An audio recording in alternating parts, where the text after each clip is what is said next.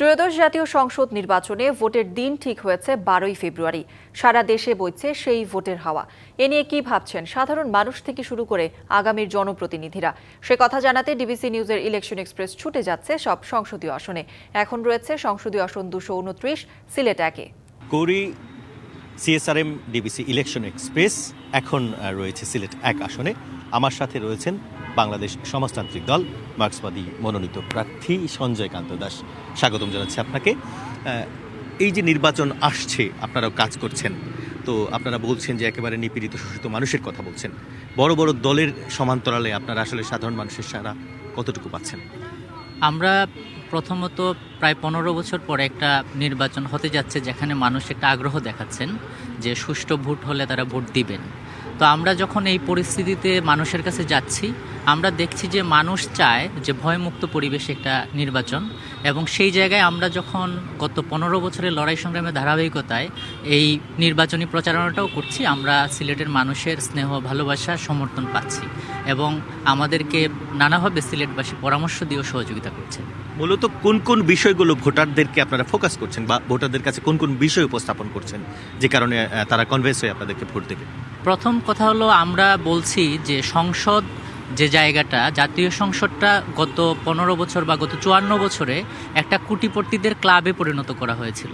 আমরা সাধারণ মানুষকে এই কথাগুলোই বলছি যে রাজনীতি নিয়ে ভাবা, দেশ সমাজ নিয়ে ভাবার দায়িত্ব অনেক বেশি গরিব মানুষের, যারা প্রত্যেক দিন তাদের জীবনের কষ্ট, দুঃখ, যন্ত্রণা অনুভব করেন। ফলে একটা রাষ্ট্রের নীতি কি হবে সেটা নিয়েও কিন্তু তাদের ভাবা দরকার।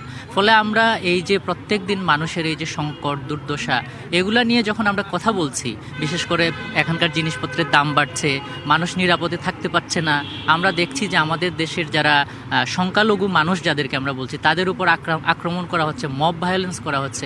এগুলা নিয়ে যখন আমরা বলছি যে এর বাইরে থেকে আমরা এমন একটা সমাজ নির্মাণ করতে চাই যে সমাজটা ফেসিবাদ মুক্ত হবে, যে সমাজটা বৈষম্য মুক্ত হবে, এই কথাগুলো যখন আমরা বলছি, তাদের দ্বারে দ্বারে যাচ্ছি, তখন আমরা তাদের সমর্থনটাও পাচ্ছি। প্রতিপক্ষ বিএনপি কিংবা জামাতের মতো অনেক বড় দল, তাদের ঠিক বিপরীতে এসে আপনাদের এই লড়াই করার ইন্সপিরেশন বা অনুপ্রেরণাটা কি? আমরা যে জায়গা থেকে লড়াইটা করছি, দেখেন, বাংলাদেশের স্বাধীনতা আন্দোলনে একজন গুরুত্বপূর্ণ লোক মৌলানা ভাসানী, তিনি বলেছিলেন যে রাজনীতির কেন্দ্রে হবে মানুষ। ফলে আমরা সেই মানুষের কাছে যাচ্ছি। আমরা মনে করি রাজনীতিতে নীতি সবচেয়ে গুরুত্বপূর্ণ, এবং টাকা পেশি শক্তির বিপরীতে আমরা যখন মানুষের অধিকারের কথা বলছি, মানুষকে তার প্রত্যেক দিনের সমস্যা সংকট নিয়ে যে লড়াইটা আমরা অতীতেও করেছি, এখনও করছি, এর ভিত্তিতে আমরা যখন যাচ্ছি, তখন মানুষকে আমরা দেখেছি যে মানুষ বলছে যে বিগত 54 বছরে আমরা অনেকেই দেখেছি যারা আসলে রাষ্ট্র ক্ষমতায় ছিলেন, কিন্তু তারা মানুষের জন্য কিন্তু ওই রকম একটা কল্যাণকর রাষ্ট্র তৈরি করতে পারেননি। ফলে এই কথাগুলো যখন বলছি, তখন কিন্তু তারা আমাদেরকে সমর্থন করছেন, এবং আমরা এই জায়গা থেকে আশাবাদী যে বড় দল বা ছোট দলের প্রশ্ন না, প্রশ্নটা জনগণের নীতিনিষ্ঠ লড়াই কারা করছে। এই কথাটা জুলাই অভ্যুত্থানের পরে কিন্তু আমরা জনগণের মধ্যে নিয়ে যেতে পারছি এবং নিয়ে যাচ্ছি। আমরা দেখেছি আপনারা বছরভর আন্দোলন করেছেন একেবারে শ্রমিক শ্রেণীর জন্য, চা শ্রমিক সহ একেবারে নিপীড়িত মানুষের জন্য। এখন তারা আসলে কতটা ঐক্যবদ্ধ আপনাদের পক্ষে, এবং একটা বিভাজনও রয়েছে আমরা দেখেছি বামগণ আন্দোলনে, সেই বিভাজনটা কি বাধা হয়ে দাঁড়াবে না?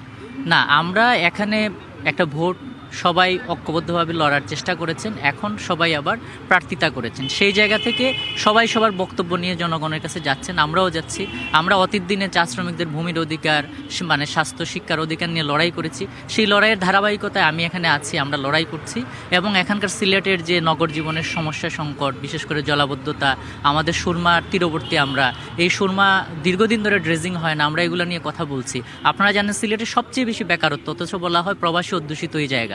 তাহলে এই যে বেকারত্ব দূর করার জন্য এখানে একটা শিল্প গড়ে তোলা, শুধু কথায় না, নীতিতেও সেই জিনিসটা করা, এই কথাগুলো নিয়ে যখন আমরা যাচ্ছি, আমরা দেখছি যে মানুষের সমর্থন আমরা পাচ্ছি, এবং এখানে কোনো বিভাজনের ব্যাপার নেই, প্রত্যেকের রাজনীতি নিয়ে যাচ্ছেন। ফলে আমরা সবার সহযোগিতা চাচ্ছি, সহযোগিতা প্রত্যাশাও করছি। বুঝতে পারছি। আপনাকে অসংখ্য ধন্যবাদ আমাদেরকে সময় দেওয়ার জন্য। দর্শক, CSRM DBC election express Sylhet 1 আসন থেকে আমরা বিভিন্ন প্রার্থীদের কথা শুনেছি। পরবর্তী সংবাদ বিকেল 5টায় আমরা সেখানে সিলেট 2 আসনের প্রার্থীদের কথা শুনব। ডিবিসি নিউজের সাথেই থাকুন।